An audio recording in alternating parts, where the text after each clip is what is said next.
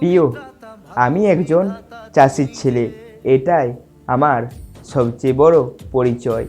আর এই পরিচয় নিয়ে আমি গর্ব করি। যে মানুষগুলো রোদে পুড়ে বৃষ্টিতে ভিজে কষ্ট করে মাঠে ফসল ফলায়, আমার বাবা তাদেরই একজন।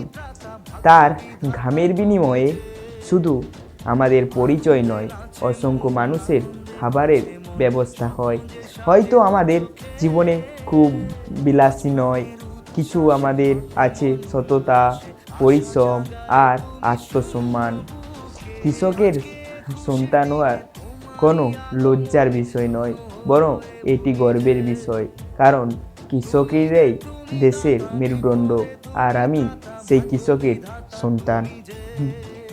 তাই আমি মাথা নিচু করে নয়, উঁচু করে বলি আমি চাষির ছেলে, আর এটাই আমার গর্ব।